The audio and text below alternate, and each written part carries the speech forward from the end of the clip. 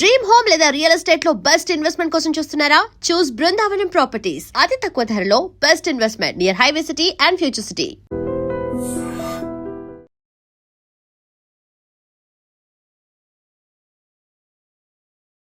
బాలు గారు అనగానే మా అందరికి గుర్తొచ్చేది ఏంటి అంటే షాక్ అయ్యారా? అదే కదా. ఎస్, యాక్చువల్గా ఎప్పుడు నవ్వుతుంటారు, ఇవన్నీ తర్వాత మాట్లాడదాం.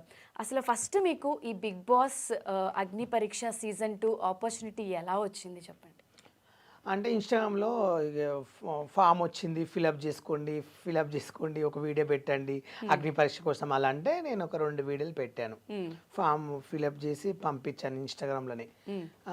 చేస్తే ఇక తర్వాత మెయిల్ వచ్చింది. మెయిల్ రాగానే చాలా ఖుషిగా ఆనందంగా పడి అసలు నేను బిగ్ బాస్ పోతారనే ఒక సంతోషం అనిపించింది. మెయిల్ వేస్తే ఒక డేట్ రోజు రమ్మన్నారు. వెళ్తే ఆ రోజు వెళ్ళాము. వెళ్ళిన తర్వాత ఏం చేసినంటే 40 పేజీలు ఇచ్చారు, ఇంత దొడ్డు బుక్. ఒక్కొక్క పెన్ను ఇంత బుక్ ఇస్తే ఆ బుక్లో క్వశ్చన్లు ఉంటాయి తెలుగులో. నన్ను రాయమంటే నాకు రాయనికి రాదు, నాకు ఒక అసిస్టెంట్ పెట్టమని చెప్పా. నేను చదివితే క్వశ్చన్ సమాధానం చెప్తే అదే రాయాలని ఒక అబ్బాయిని పెట్టారు, నాకు హెల్ప్ చేశారు. అట్లా నేను రాశాను ఆ బుక్. ఆ బుక్ రాసిన తర్వాత రాసేసి 3-4 గంటలు కూర్చుని పెట్టిండ్రు.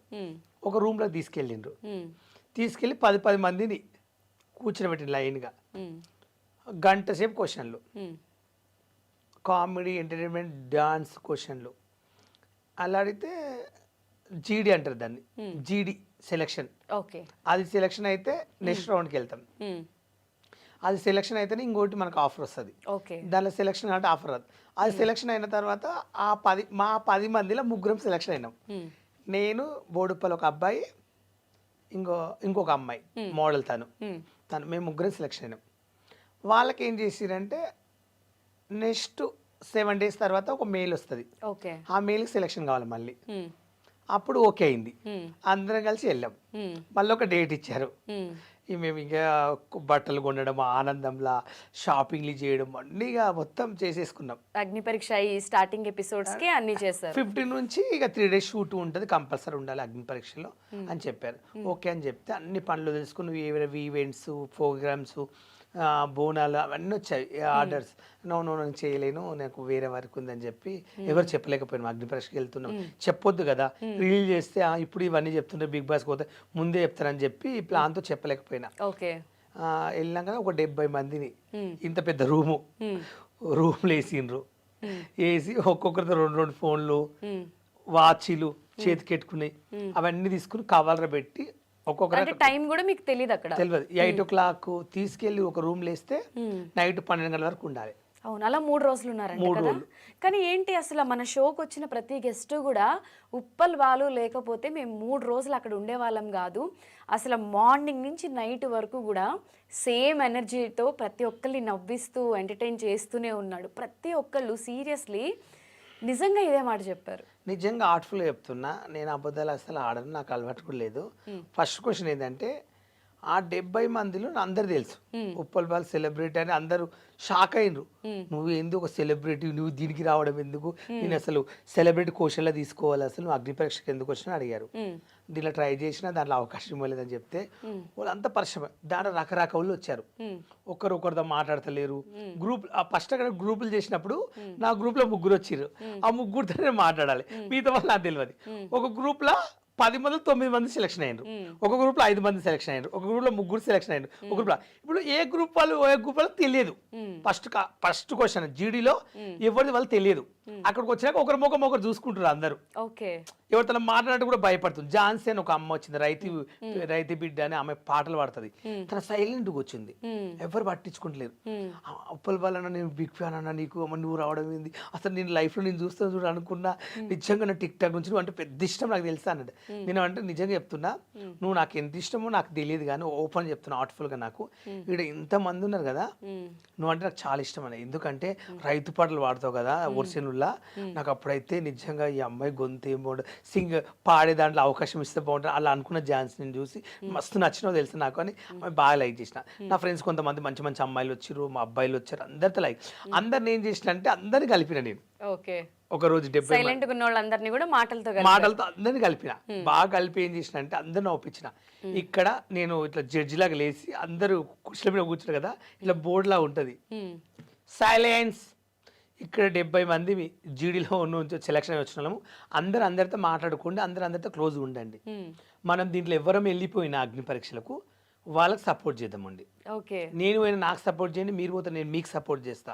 మనం ఎవరు ఒక్కొక్కరు ఓవర్ యాక్షన్ తిట్టుకోవడం హ్యాటిట్యూడ్ మాత్రం ఇక్కడ అసలు సెలబ్రేట్ అనేది వద్దని చెప్పి అట్లా కల్పించి అందరి మీద ఒక్కొక్క జోక్ లేయడం, కామెడీ చేయడం, కలిసి ఉండడం, ఇక మొత్తం ఇక ఎంటర్టైన్మెంట్ 2 days వాళ్ళకి ఇక నేను నవ్వుపించి ఇక తర్వాత అక్కడ ఫ్రెండ్ ఉంటాడు ఒకడు లారీ నడిపిస్తాడు అన్నట్లు లారీ సెలక్షన్ ఏంటి, ఏ లారీ అరే లారీ నాకు కావాలి నీ గుండెకాయ, అట్లా కామెడీ జోకులు ఒక్కొక్కరు ఇట్లా ఫన్నీగా అమ్మాయిలు ఇట్లా పంపించిన ఒక్కొక్క అమ్మాయి గురించి ఒక్కొక్కటి యాంగిల్ చెప్పేసిన. ఒక్క రోజు ఒక అమ్మాయి క్యారెక్టర్ గురించి చెప్పిన, అసలు నువ్వు ఏం చూసి మా గురించి చెప్పినావు ఇంత కరెక్ట్ అని వాళ్ళు అంత ఫీల్ అయిపోయింది నాకు. నిజంగా వాళ్ళు ఏమన్నారంటే బాలు నువ్వు ఉన్నందుకే 2 రోజులు ఉన్నాం, నువ్వు లేకుంటే అమ్మో పిచ్చేది కానీ నువ్వు పక్క వెళ్తావు అన్నారు. కానీ నాకే 3 లెడ్ రైట్లు ఇస్తారు, నాకే తెలియదు. అవును, అసలు బాలు ఏంటి ప్రాసెస్ అంటే ఇప్పుడు మీరు అంటున్నారు నేను ఆల్రెడీ సెలబ్రిటీ కేటగిరీలో వెళ్ళాలి బట్ నేను ఇలా నార్మల్గా ట్రై చేశాను అని చెప్పి, ఇప్పుడు ఇన్స్టాగ్రామ్ ఓపెన్ చేస్తే నవదీప్ వర్సెస్ ఉప్పల్ బాలు మీరు ఎవరికి సపోర్ట్ చేస్తారు అని ఒక పోలింగ్స్ కూడా నేను చూశాను. అసలు మీరు కూడా ఒక మాట మాట్లాడారు, నేను ఆయన కనిపిస్తే డైరెక్ట్ ఫేస్ టు ఫేస్ మాట్లాడతాను అని. నవదీప్ గారు ఇచ్చిన ఎక్స్ప్లెనేషన్ ఏంటి అంటే ఇక్కడ జడ్జెస్గా మేము కూర్చున్నప్పుడు అన్ని రకాలుగా వాళ్ళని టెస్ట్ చేయాలి, టాస్కులు ఇవ్వాలి, అది పర్సనల్గా మేము చేయలేదు, అది మా రోల్ అని చెప్పి ఆయన ఒక వీడియో రిలీజ్ చేశారు. అసలు మీరేమనుకుంటున్నారు?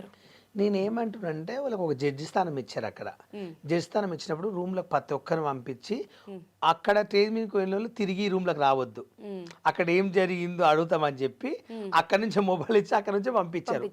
మేము పర్సన్ అవుతున్నాం, అదేంది రూమ్లోకి వెళ్ళిన వాళ్ళు మన రూమ్లోకి ఎందుకు రావట్లేరు, 3 రోజుల నుంచి అటే వెళ్ళిపోతుర్రు, వస్తలేరు, ఏం జరుగుతుందో అని చెప్తే అక్కడ అందరినీ రూమ్లోకి పంపించారు ఒక్కొక్కరిని. జడ్జెస్ క్వశ్చన్ ఏంటంటే దాంట్లోకి వెళ్ళిన 2-3 ఎదురు చెప్తే నడరా బై నడ్ నువ్వు షెట్టు కావు అని చెప్పి పంపించారు వాళ్ళకి ఎదురు చెప్తే జడ్జెస్కు. ఇదంతా టెలికాస్ట్ అయినాయి కదా, ఓకే, రిలీజ్ కూడా అయినాయి కదా, ఓకే అయినాయి. నేనేం చేసిన అంటే అంత పెద్ద షో 2 కోట్ల మంది చూస్తారు మా టీవీ బిగ్ బాస్ అంటే చూడనోడే లేదు. ఉప్పల్ బాల్ అనేది ఇన్స్టాగ్రామ్లో ఒక రీల్ చేస్తారు వల్గర్గా, ఇలా కామెంట్స్ పెడతారు అలా ఇలా అని 100 మంది అనొచ్చు, నేను తప్పు పట్టట్లే. మన గురించి తెలియనప్పుడు ఎవరైనా అంటాం, అది ఆ ప్లేస్లో నేనున్నా మీరున్న ఎవరైనా అంటారు ఫ్యాన్స్, తప్పులేదు దాంట్లో. నేనేమంటున్నా అంటే నా జెన్యూనిటీ, నేను సెలెక్షన్ అయితే బిగ్ బాస్లో ఎట్లా ఉండాలి, ఎలా మాట్లాడాలి అనేది నాకు నాలెడ్జ్ ఉంది. నేను అక్కడ పోయినాక జడ్జెస్ దగ్గరకు పోయినాక నాకు కొంచెం భయం అనిపించింది. ఏంటంటే వీళ్ళు ఇంత పెద్ద బిగ్ బాస్ షో, రేపటి నాడు నేను చిన్న మిస్టేక్ మాట్లాడినా కూడా నా ఫ్యాన్స్ కానీ చూసే జనాలు కూడా నన్నేసుకుంటారు, మనం ఎంత జాగ్రత్త ఉండాలో అంత జాగ్రత్త ఉండాలని చెప్పి నేను కూల్గా ఉన్నా. మాట్లాడడానికి శాతగా కాదు అక్కడ మ్యాటర్. వాళ్ళ ఆయన ఫస్ట్ క్వశ్చన్ ఒక టాస్క్ ఇవ్వలేదు, ఒక గేమ్ ఇవ్వలేదు, బాలు ఇది పని చెయ్యి, బాలు అది చెయ్యి, పోనీ నువ్వు నన్ను ఎలిమినేట్ చెయ్యి, ఎలా మాట్లాడతావు రేపు బిగ్ బాస్లో, రేపు నిన్ను బిగ్ బాస్లో అంటారు అప్పుడు నువ్వు ఎలా సమాధానం చెప్తావు అని అడిగింటే దానికి వాదించేవాడిని. అక్కడ ఏంది వెళ్ళా నిలబడ్డ బొమ్మలాగా నీ ఫ్యామిలీ గురించి చెప్పన్నారు.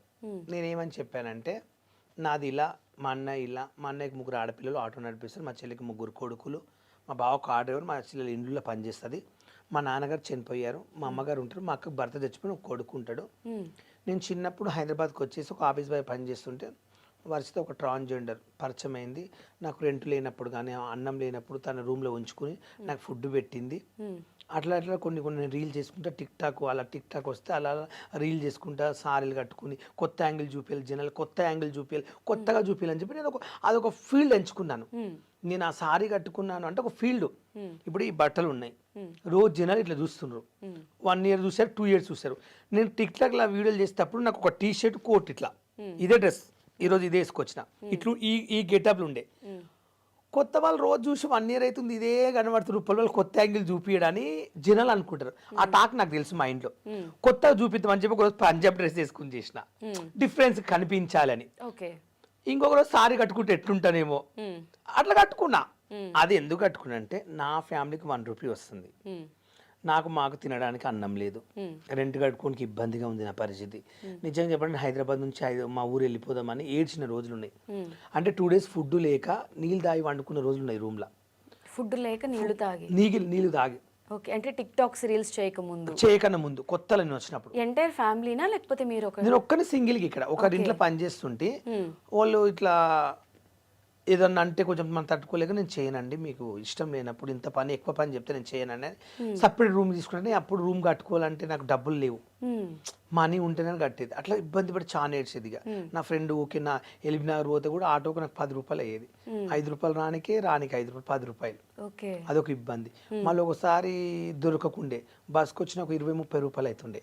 అవి రోజు నేను తన దగ్గరకు పోయేది వచ్చేది. పొద్దుగాల పోతే నైట్ వచ్చేది. ఒకసారి రాకుండా అక్కడ కూడా పండుకునే వాడిని. ఇక ఫుడ్ పెట్టేది, పచ్చళ్ళు చేసేది, ఆమె దగ్గర కొంతమంది ఉండేది, బాగా చూసుకునే వాళ్ళు. నేను తన దగ్గర మంచిగా ఉండేది. తన అడుకునికి వెళ్ళినప్పుడు వెళ్ళేసి వస్తే తను వచ్చేవారు, తన రూమ్ క్లీన్ చేయడం, తన బట్టలు విండడం. అట్లా నాకు మంచి ఫ్రెండ్ దొరికిందిరా, అన్నం పెడుతుంది, నీకేమైనా కావాలంటే హెల్ప్ చేస్తాను, అట్లా అట్లా చూసుకుంది. నాకు కొంచెం మంచిగా అనిపించింది అని తన దగ్గర నేను ఉన్నాను. ఈరోజు ఈ స్థాయిలో ఉండడము, సెలబ్రిటీ. ఇప్పుడు నేను రేపు బిగ్ బాస్కి వెళ్ళినా నేను ఏదైనా ఓపెన్ మైండ్గా చెప్తా, నాకేం సిగ్గుపడనీకి లేదు. ఇది ఇప్పుడు నేను ఒక సెలబ్రిటీని కదా, ఒక మనిషిని చీప్ నాకు అక్కర్లేదు. అలా మెయింటైన్ చేసుకుంటే అలా అలా తిరుగుతూ తనతో ఒక ఆఫీస్ బాయ్గా చేసుకుని సెట్ అయ్యి కొంచెం 6,000కి ఇట్లా పని చేసుకుంటే అట్లా సైనా.